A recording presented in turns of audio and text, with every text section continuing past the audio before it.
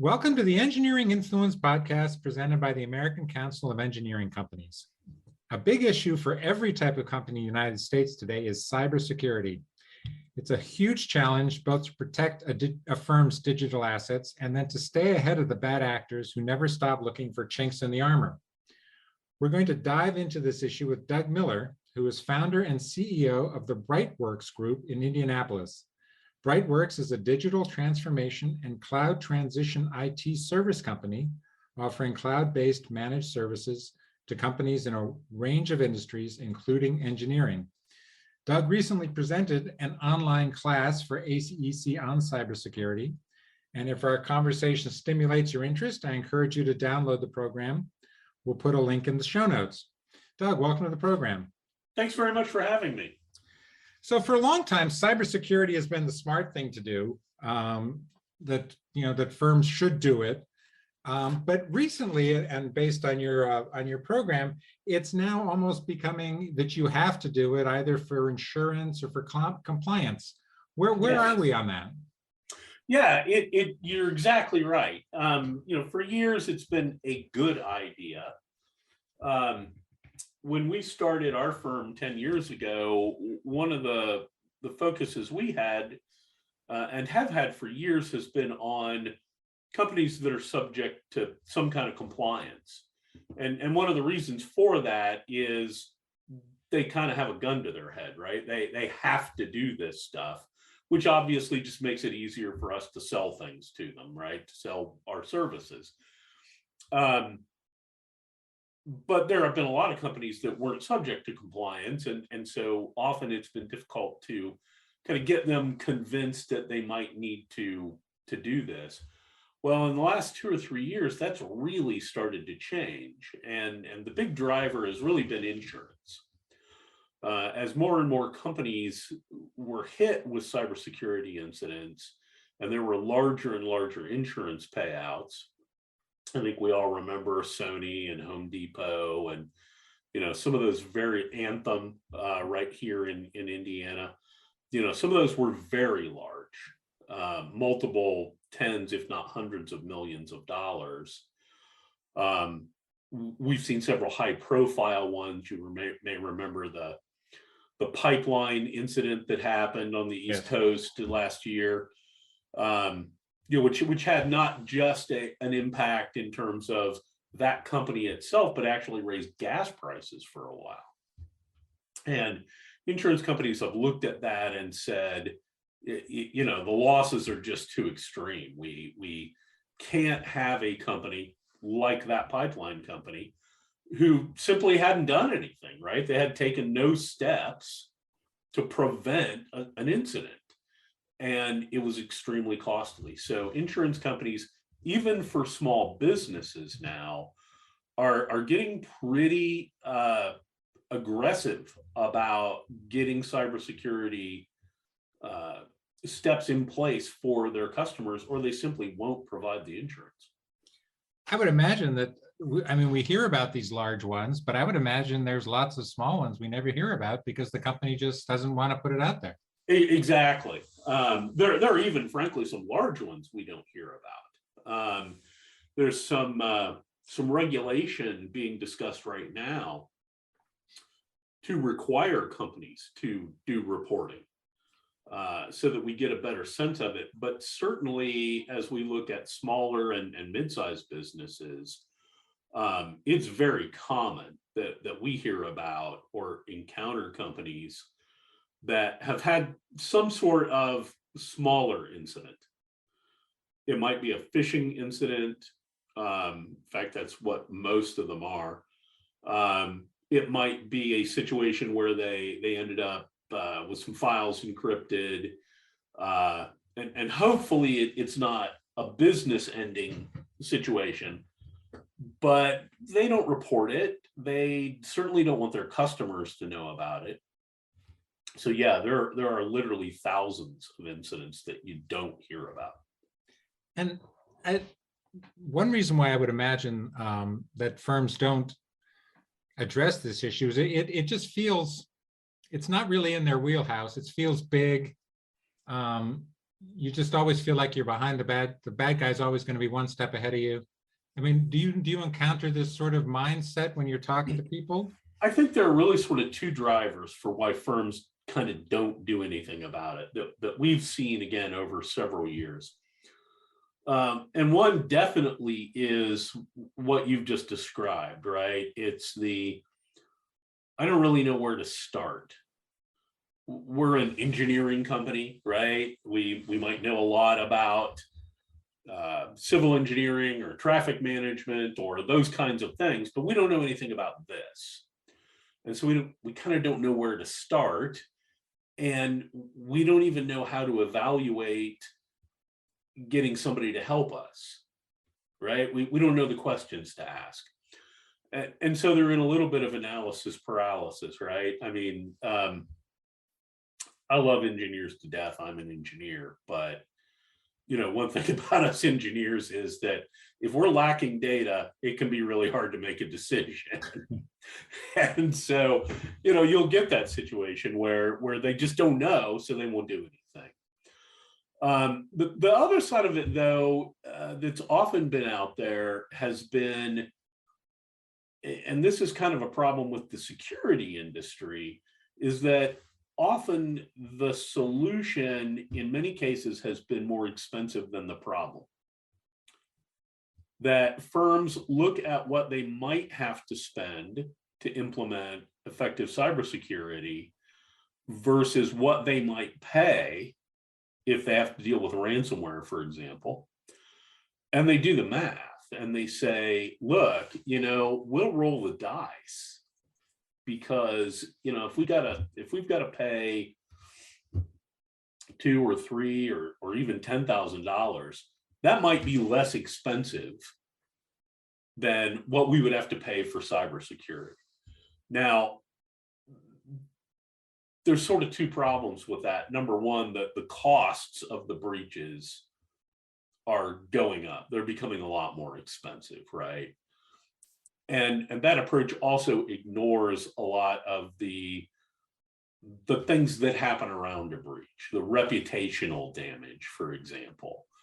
The fact that you may have intellectual property that is now exposed to the world, right? The fact that employee data, personal information may be not just exposed, but being sold on the dark web, right? And now your employees are having to worry about, are their identities being stolen, things like that. So that equation never made a lot of sense, actually, but you can see how somebody might make that decision if they're just looking at the surface. And they're also just assuming it's a one-time thing. I would imagine that if you've been hit once, you're going to get hit again and again and again. Once someone knows you're vulnerable. About 80% of the businesses that get hit a second time within 6 to 8 months. So you're absolutely right. If for no other reason than once they get in, they often leave stuff behind, making it easier for them to get in a second time. So even if you say, okay, well, I'm going to try and secure things, I'm now going to do stuff, you've got kind of a ticking time bomb in the door, right? It's a problem. So you really don't want to be set up that way. You want to take the steps. And it's that kind of stuff that the insurance carriers are reacting to is, okay, we're going to make it so expensive for you if you don't take steps that it's no longer, that equation is no longer attractive to people. Which makes sense. I guess sort of a mitigating factor over the past 2 years has been the fact that so many of us are working from home. And I know in my case, I don't have any stuff in my home to protect myself against cybersecurity, for cybersecurity. I mean, is that an issue for firms just looking around saying all our employees are home anyway? It's been a huge issue that it's actually created vulnerabilities that didn't exist before, right? You're right. People went home, they're working remotely. They are using, in many cases, their home computers on their home networks, right? and they don't have the protections that they might have in a corporate environment. And this isn't really going to change. Even when companies go back to their offices, one of the spinoffs of this last couple of years is a realization that people can work remotely all the time, right? And so we certainly are seeing companies that are having a lot more remote workers. There's a lot more mobility as people work from different locations. And frankly, this has always been, for engineering, this has always been a thing, right? While you have perhaps a lot of engineers who work in an office because they need large CAD workstations or whatever, you also have a lot of people that are on job sites. So they are out in the field working remotely. This has been a thing that engineering has kind of had to deal with regardless, but it's become more complicated because they have people working at home now that they didn't before. We're seeing it all over the place and have for the last 2 years. A big part of our approach has, again, for the last 10 years, has always been that we want our customers to design their environments so that their people can work safely from anywhere, right? It may be that 90% of their people work 90% of the time in the office, but if we've designed their environment, if we've designed the infrastructure and the security measures and their approach to computing in such a way that anybody in that group can end up working from anywhere and still be secure, then a situation like what's happened in the last 2 years becomes trivial, right? And that was actually what happened. Most of our customers at the beginning of COVID simply went home. They didn't spend a lot of, there was no transition time period because they were already set up to deal with this, right? And when you stop and think about it, it makes a lot of sense. If I need to take special precautions because an important staff member maybe is going on a working vacation, then I'm likely to not take those steps in that specific instance. But if I've designed the whole thing to work that way all the time, if that's just by default, then I don't have to worry about it. Right. Yeah. You in your program for us for ACEC, you I think it was called 9 steps you can take. Yes. I thought a couple of them were worthy of focus, and which so much is on our own personal lives, and in my banking, I encounter SMS all the time. Yes. And you said it's not really that effective as you differentiate between SMS and multi-factor authentication. Can you go into that a little? Sure. I mean, years ago, so first of all, let's talk about multi-factor authentication. Multi-factor authentication is when you need to have some factor other than just a password to authenticate to an account, all right? Now, that second factor can take all kinds of forms. It can be lots of different things. One of the most common ways to do that over the last few years is when you get a code texted to your phone, right? And most, particularly most financial services, your online banking, right, uses this all the time. The unfortunate reality of SMS is that while it's better than doing nothing, it's considerably better than doing nothing. SMS is the most vulnerable second factor out there. It can easily be spoofed. There are many ways that a bad actor can cause you to send them your SMS code, or can intercept that code when it's sent to you. They can get control over your phone. We recently had a not one of our customers, but a friend of the company who had about 6 weeks before attended one of my sessions similar to what I did for ACEC about cybersecurity, who got his phone spoofed. He unfortunately didn't implement the things that I told him to do and got his phone SIM spoofed. And then all of the SMS multi-factor codes that he was sent for all of his accounts got intercepted. And he literally everything. I mean, his bank account, all of his email was taken over. It was extremely disruptive. That's terrifying. Business. Yeah, it was bad.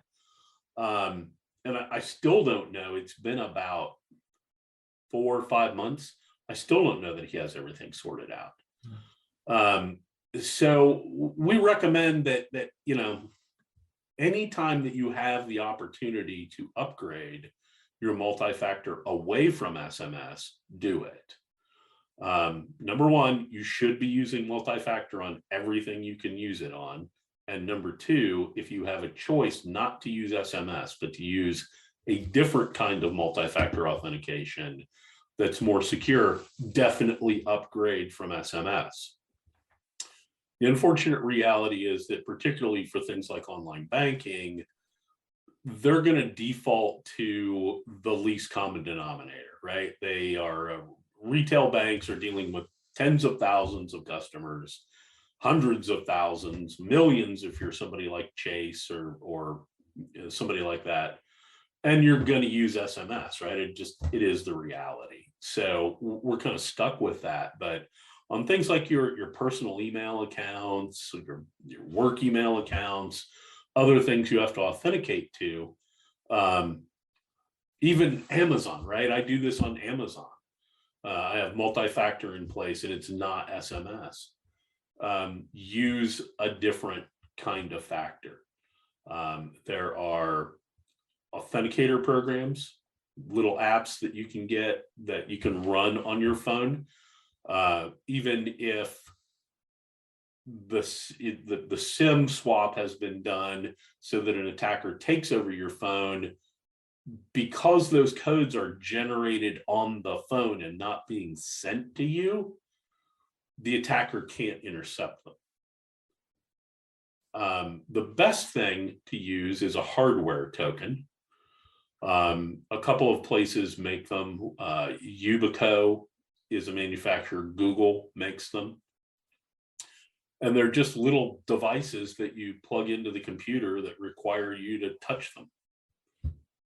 There's no way that an attacker can intercept that, right?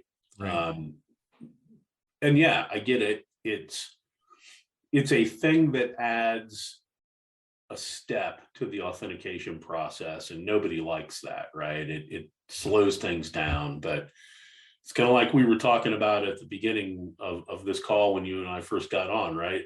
About COVID. It's just one of those things that's out there right now, and kind of have to do it. Now, it would seem to me that those tokens would be a good solution for working at home. They're great. Yeah. I mean, I'm literally sitting here with one plugged into the computer right now. Mm-hmm. And in fact, it's one of the things that we do as a company. Everything is protected by one of these tokens.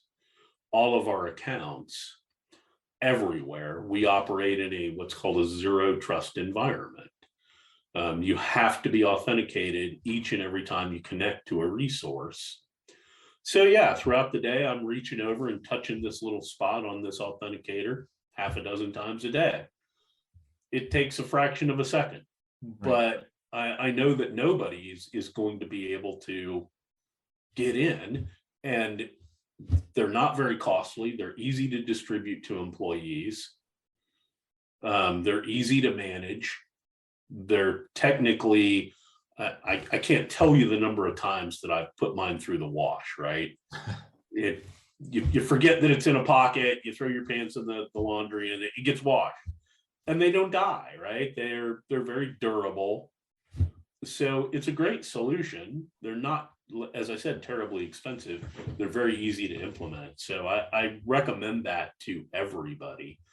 Again, the manufacturers are Yubico and Google, both have them. We tend to lean towards Yubico just because I think the implementation's better, but either way works.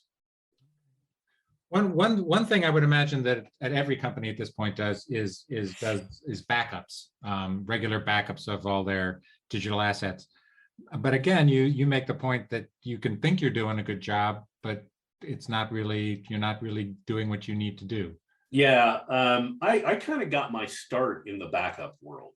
I've spent a lot of time over the last 30 years dealing with backup and disaster recovery.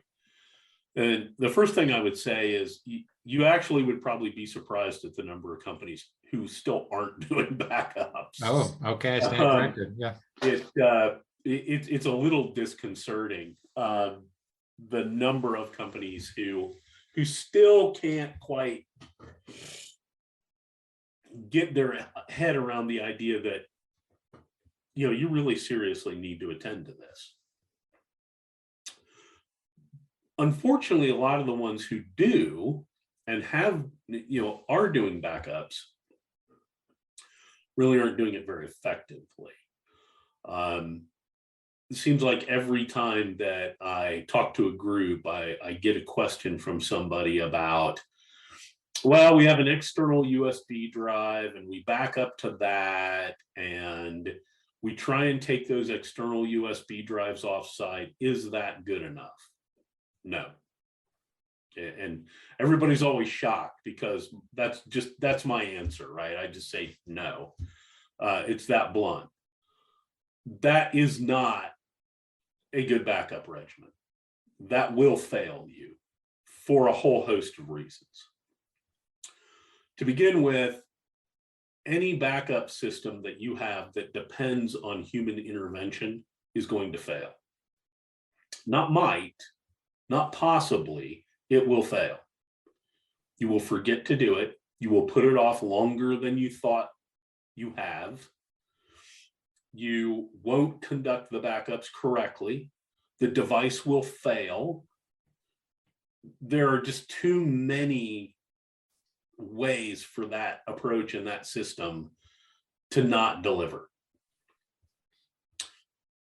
An external USB drive plugged into your computer that you are manually copying stuff to doesn't work.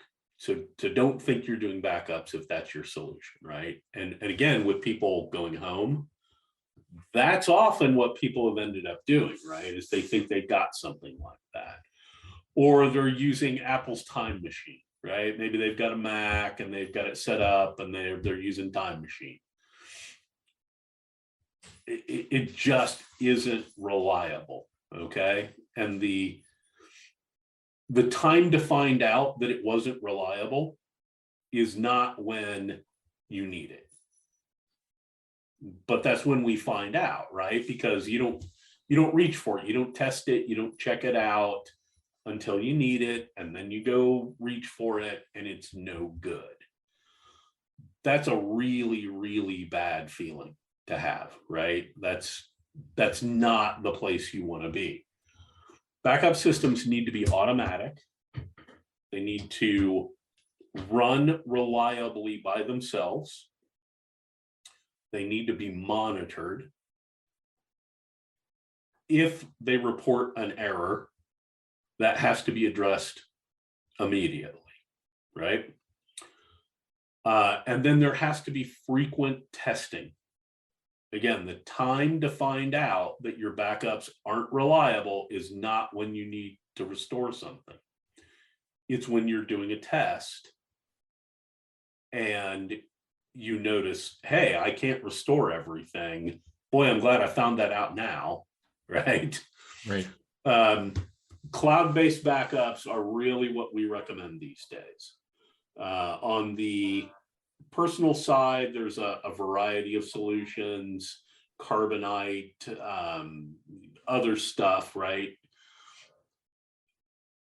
Using cloud-based storage like OneDrive, Dropbox, Box, etc., are good solutions. But it's important to realize, and many people don't, that those services don't keep deleted files in perpetuity. In fact, most of them keep deleted files for a very short period of time, usually no longer than 30 days. Typically, somebody won't realize that they have inadvertently deleted or lost a file from something like OneDrive, often for months after the event. And they say, oh, well, it's in the cloud, right? Somehow that's magic. Keep in mind, all cloud means is that it's somebody else's computer someplace that you don't know where it is. That's all that means, right? And so they go, well, it's in the cloud, I should be able to get it back. And no, because Microsoft cycled that backup months ago. So even when you're using something like a OneDrive or a Box or Dropbox, you actually need a backup for those too. Oh. Right? You need a cloud-to-cloud backup solution that, again, you're monitoring, that is providing somebody with daily telemetry that says, hey, everything's good, right? And you need at least a couple of times a year to actually test it. I get it. Again, it's not something that we're used to doing. It can be kind of a pain, but it's a hell of a lot less of a pain to do that than it is to get ransomware, figure that you're going to save your company by restoring a backup, and then not having a good backup. Right. Yeah, the test. So many of these recommendations, are so obvious and practical. But I can see a small firm, a few people, half a dozen people, looking at this and going, we just can't do that. What do you say to people in a small firm about multi-factor authentication, regularly testing backups?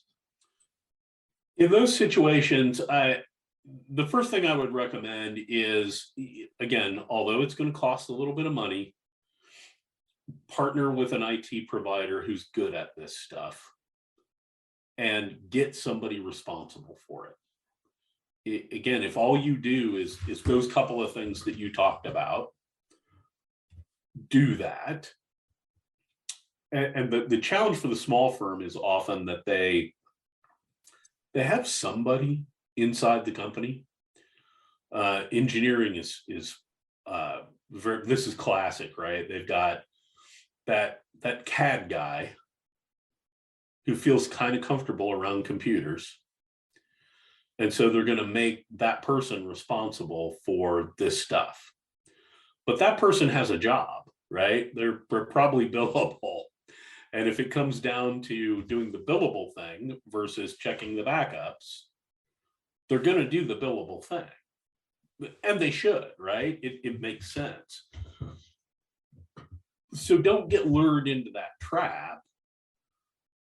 You may have to start out that way. I get it. But keep a close eye on that and realize that you're going to outgrow that fairly quickly.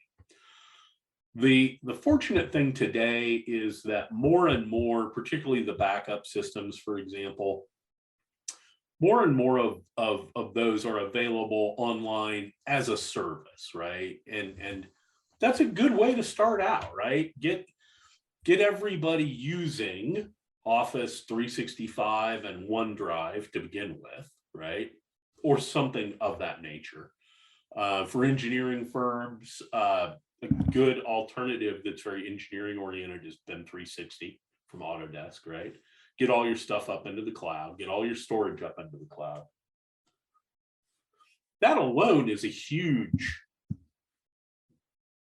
part of this, right? Just doing that.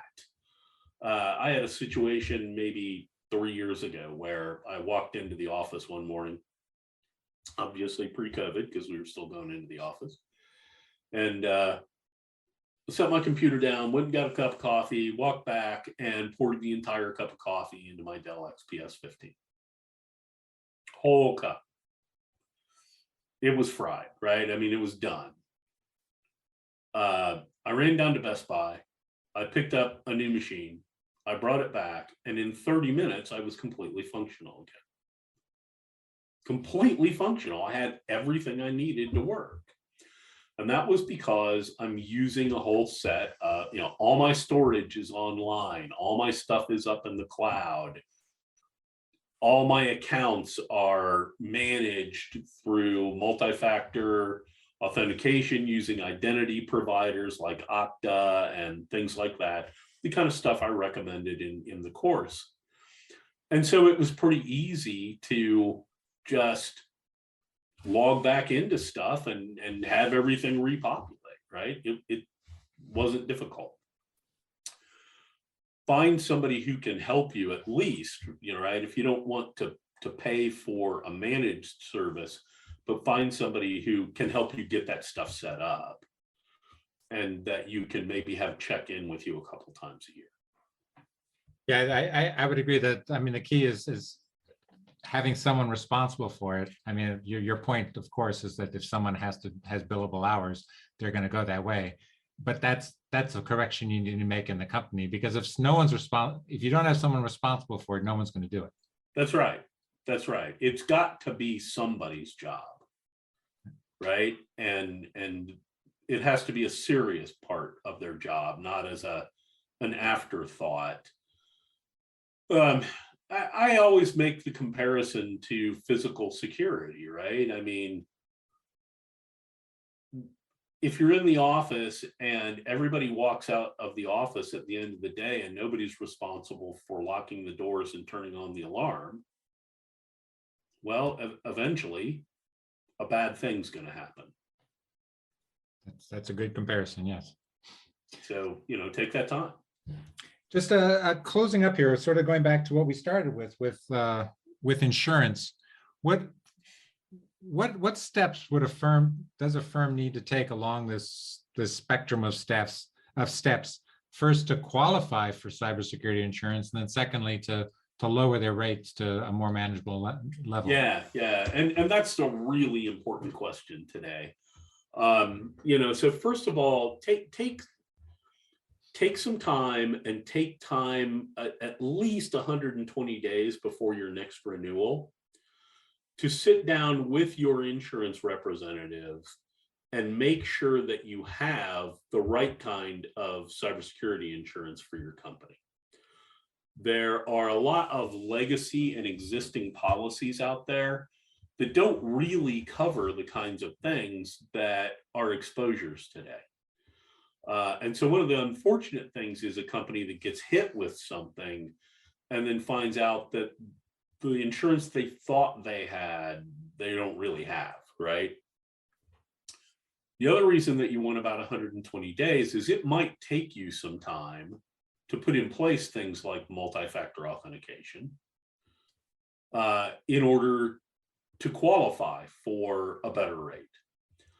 I can tell you right now that one of the big things that has changed in the last 18 to 24 months is that MFA, multi-factor authentication, has become essentially required by all insurance carriers.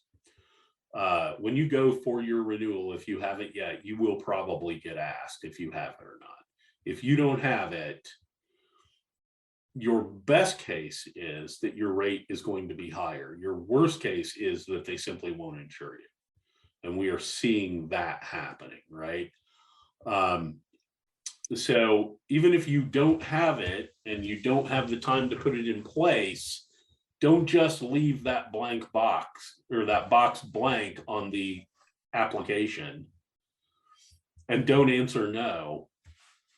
Have a plan in place for how you're going to put that multi-factor authentication in practice in your company.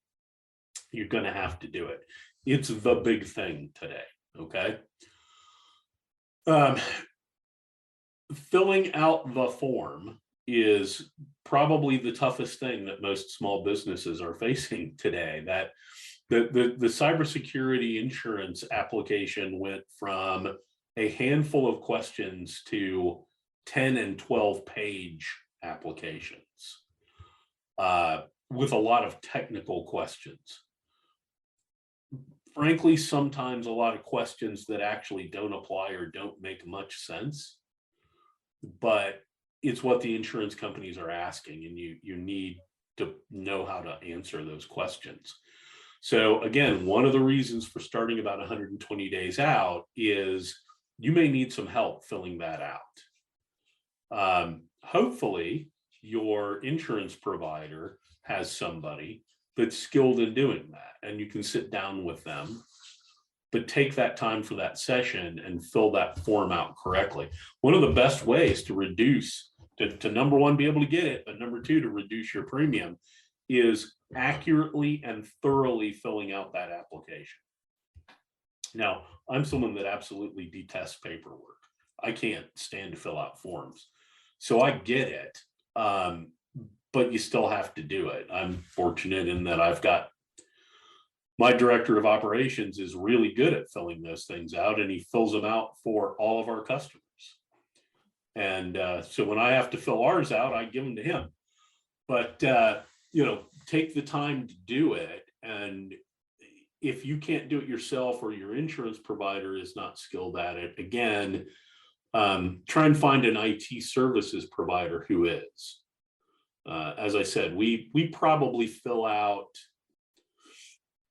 I bet we fill out 2 to 3 of those a month for our customers. But it's absolutely vital to fill it out correctly. The 2 things that we talked about today, multi-factor authentication and backups, are going to be 2 of the big things they're going to be looking for. They're going to be looking for, do you have a firewall?